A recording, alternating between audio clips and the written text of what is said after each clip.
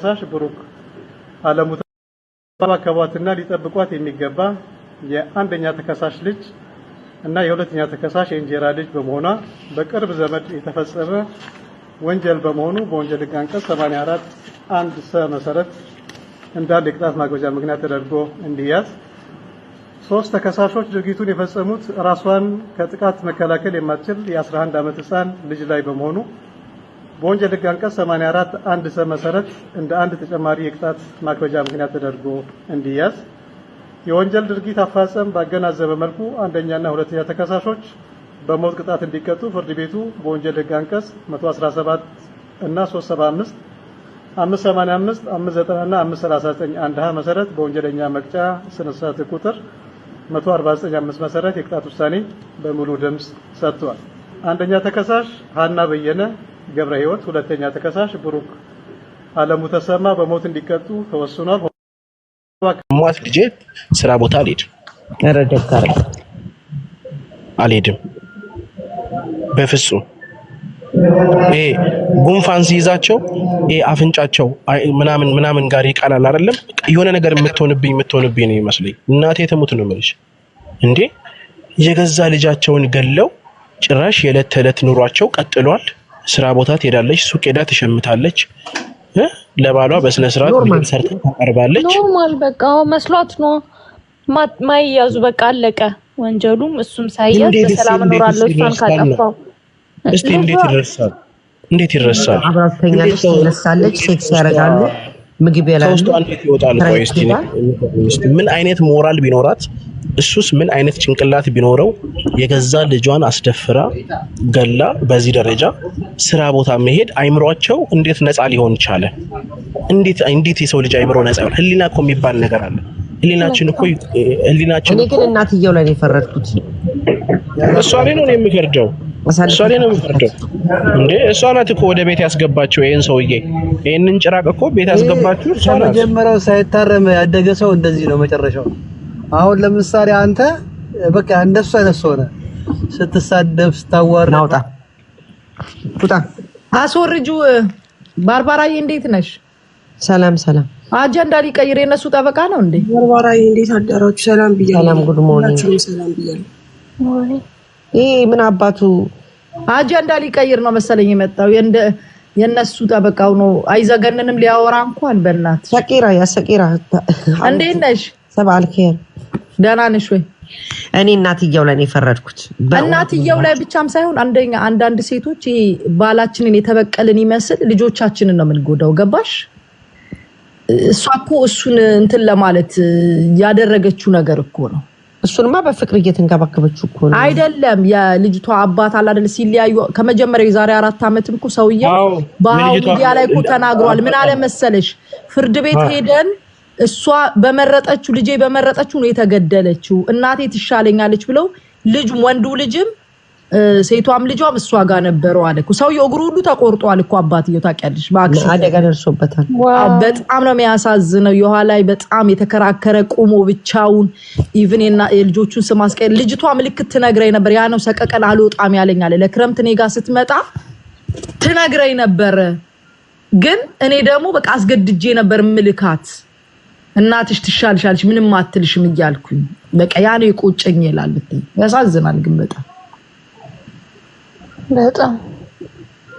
እቺ ሰይጣኖች ናቸው እንጂ ዳቢሎስ ነው እንጂ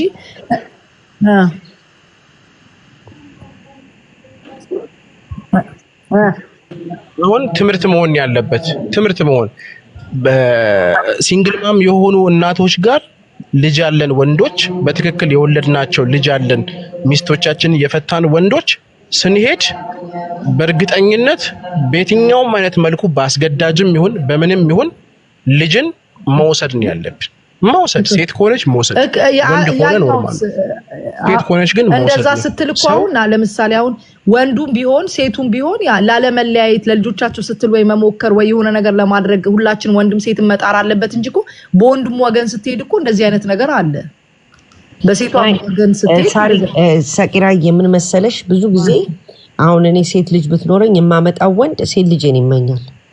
በጣም በብዛት ወንዶች ጋር ይሄ ነገር እናት ዳውን ያረጋትና በሽታ ነው 11 አመት በቃ እናትየው ዳውን ያረጋትና ይመኛል። ይኸውልሽ አሁን ምን አለ መሰለሽ አሁን ወንዶች ይሄንን ነገር ለማድረግ መውለዳቸውንና ያለ መውለዳቸውን ያያሉ እና ወንድ ልጅ የወለዳትን ሴት ልጅ ቢያንስ ከመቶ በጣም ጥቂት ፐርሰንት ብታይ ነው የወለዳት ልጅ ላይ ጨክኖ እንዲህ አይነት ነገር የሚያደርግ ሰው የለም። ግን ሲንግል ማም ጋር የገባ ወንድ አይምርም ነው የምልሽ። ይመኛል በጣም ይመኛል አይምርም እንዴ። እኔ ይሄ ራስታዎችን የአሜሪካን ሀገር ብታይ አንድ ራስታዎች ነበር ስትነግረኝ አንድ አስተማሪ ናይ ይመኛል። አንተ ዝም በል 1 2 3 በጣም ወንድ ልጅ እናትየውን ካረገ በኋላ ልጅቷን ይመኛል። በጣም ይመኛል። በጣም ጀራባት በጣም ይመኛል። ሜቢ የሆነ ነገር ሲያረጉ ምናምን ደርሳባቸው ይሆናል። ደርሳባቸዋል ከደፈሯት በኋላ ምናምን በቃ ሚስጥር እንዳታወጣ ይገድሏት ይመስለኛል።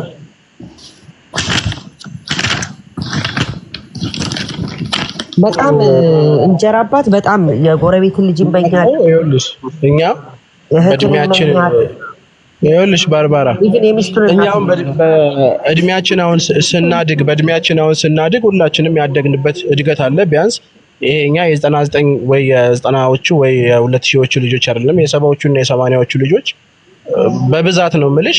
ከሰፈር ሴት ጋር እንኳን የሆነ ነገር ማድረግ እንፈራ ነበር። እኔ አሁን በበኩሌ ፈራ ነበር። ከሰፈር ሴት ጋር አብራኝ ካደገች ምናምን ከአንድ አካባቢ አንድ ቀበሌ ምናምን ስንሆን ከዛች ሴት ጋር እንኳን የሆነ ነገር ለማድረግ እንፈራለን። የሆነ የእህትነት ስሜት እኮ ይሰማናል።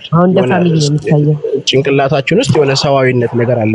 አብራና ያደገችው አብራና የኖረችው ምናምን በጣም ሼም ነው የሚይዘን ምናምን እንዲህ አይነት ነገር ማድረግ ብናረግ እንኳን ደግመን አናያትም። ያቺ ፍሬንድህን ታትመኝም የጓደኛህ ኧረ አይደረግም። አሁን እኮ ግራ ገባን እኛ። እኔ ወንድምና እህት ተጋብተው የወለዱ አውቃለሁ። ለምሳሌ ከአንድ ወደ 3 ወንድምና እህት ተጋብተው በስነ ስርዓት የሚኖሩ ወልደው ማቃቸው አሉ። ጊዜው ምን ያህል እንደከፋ አስቢ። እየተዋወቁ አረብስማንበል ማርያምን እናትና ልጅን አግብቶ ሁለቱንም አስወልዶ በአንድ ቤት ማርያምን ነው ሁለተኛ ልጅ ሁሉ ወለዱ። እግዚአብሔርን ጊዜው ማርያምን አላየሽም? በከሰቆቃ አድኑኝ ብሎ ቲቪ ላይ እኮ ቀርቧል ልጁ።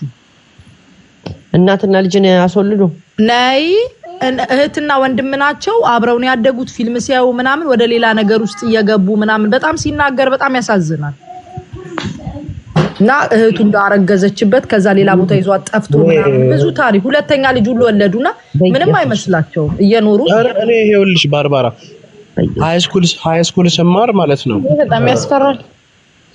ሃይስኩል ስማር ወንድምና እህት አሉና በጣም የሀብታም ልጆች ናቸው እና በግል መኪና ነው የሚመጡት ምናምን ነገርና ይዟት ይመጣል። ትምህርት ቤት ይገባሉ። ተምረው እረፍት ሰዓት ላይ የመጨረሻው ፎቅ ላይ ምናምን ይወጣሉ።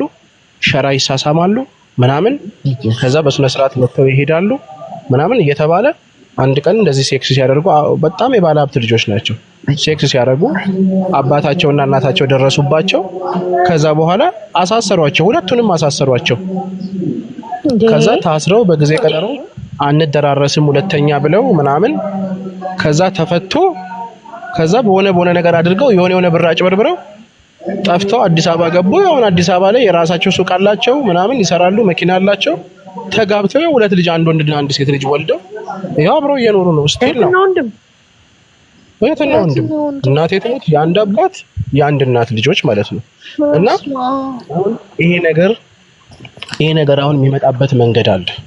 ይሄ ነገር ከምንድን ነው የሚመጣው? አሁን አዲስ አበባ ላይ ወደ ቦሌ አካባቢ ብትሄጂ በብዛት የሴት እነዚህ ሌዝቢያኖች ይገኛሉ የሚባሉት በብዛት ቦሌ አካባቢ ላይ ነው። ይሄ ነገር ከምንድን ነው የመጣው ብለን ካልን ይሄ ወንድምና ወንድምን እህትና እህትን ከቤት እንዳይወጡ መፍቀድ፣ እላፊ ልጆቹን ማሰር፣ ልጆቹ ቤት ውስጥ በሚውሉ ሰዓት ወይ ደግሞ ስልክ ይዘዋል፣ ስልካቸው ላይ የሚያዩትን ነገር እዛው ወንድ ከሆነ እህቱ ላይ፣ ሴት ከሆነች ወንድሟ ላይ ፕራክቲስ ማድረግ ይፈልጋሉ። ይሄ ቤት ውስጥ ታስረው የሚኖሩ ልጆች የሚያደርጉት ነገር ነው። በአብዛኛው እንዲህ አይነት ነገር የሚያደርጉ ሰዎች እድገታቸውን ስመለከት ምን አይነት እድገትን ያደጉት ከቤት እንዲወጡ የማይፈቀድላቸው ልጆች፣ ከቤት እንዳይወጡ የሚደረጉ ቤት ውስጥ ብቻ የሚኖሩ አለ አይደለም እንደዛ አይነት ሰዎች ናቸው። እኔ አሁን ሴትና ሴት ሁላ እንደዚህ አይነት ነገር የሚያደርጉ ሰዎች እኔ እንደዚህ ታንጀብል ማቀው መረጃ አለና እድገታቸውን ግን ስታይ እላፊ የሚታሰሩ ሰዎች ናቸው።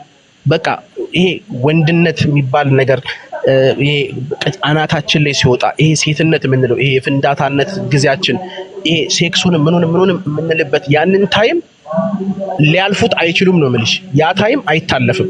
እህትሽም ትሁን ወንድምም ይሁን የማይታለፍ ሰዓት ነው ያ ሰዓት። ገባሽ? አማራጭ የላቸውም። ይሄንን ነገር ነው ያደርጉ የሚችሉት እና ይሄ ነገር ከእድገት ነው የመጣው ነው ብዬ የማስበው ከእድገታቸው።